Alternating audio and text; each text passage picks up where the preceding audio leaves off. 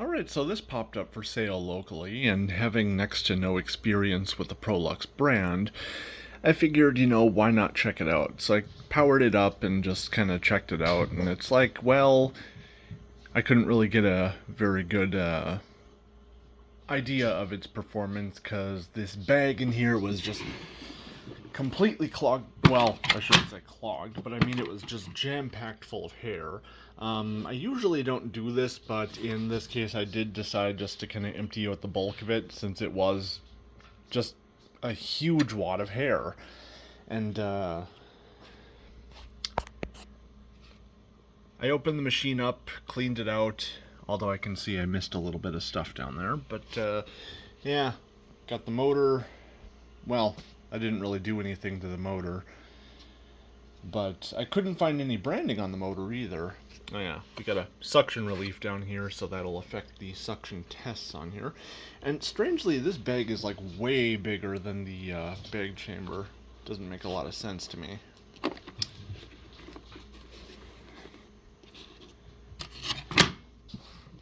have a speed control, and I will say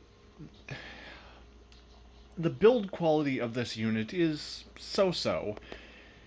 It's, when I had the components apart, things, especially like the body piece here on the bottom, was pretty flexible and thin. But, I mean, this isn't a, real premium machine either. This is, one of their entry-line machines, and for what it is, I think it's about 190 new. I don't think it's too bad, really.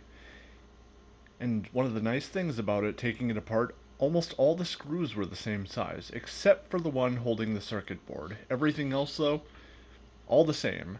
So taking it apart was pretty easy. And we had kind of a weird little diverter over the air path, because the sound deadening on here doesn't use any foam like most other machines. Instead, the motor chamber, or I guess whatever you would call it, it's a motor case. That's what I'm thinking. The motor case, the piece that goes around the motor, has a vent at the bottom. So it exhausts out the bottom, and then it has to go through the outer case. So it uses kind of like a baffle system almost to deaden the sound. And then at the top here, we actually have a vent. But since this has the HEPA filter on the back, there's a cover that goes over that to divert the air to the back through the filter. And this filter, I cleaned it. It's not looking too bad. Lots of carbon dust, though, which is kind of strange.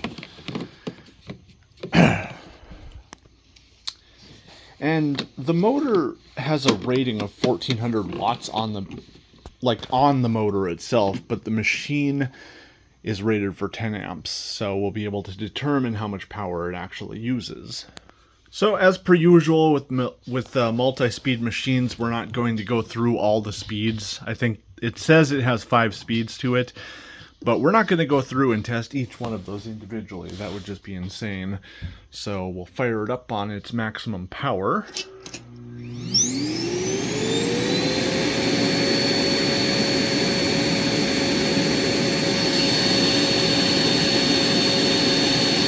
So it runs at about 10 amps.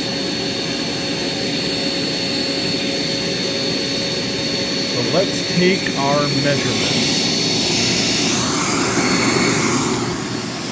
Yeah, it's not terribly loud for a machine with no sound deadening foam to it.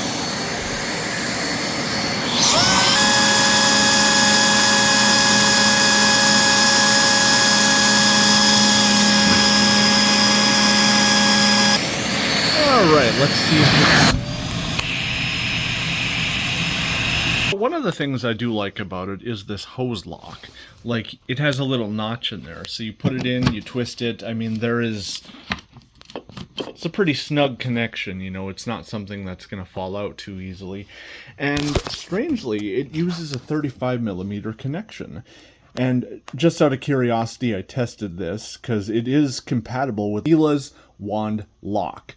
But strangely, the included wand with this doesn't have any lock on it, which the only things I got with this machine, you know, was the hose and the wand, so this won't be a full test.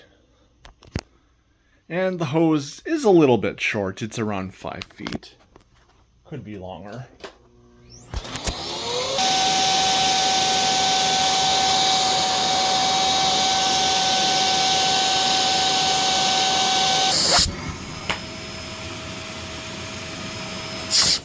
So out of curiosity, I removed the filter and then the adapter.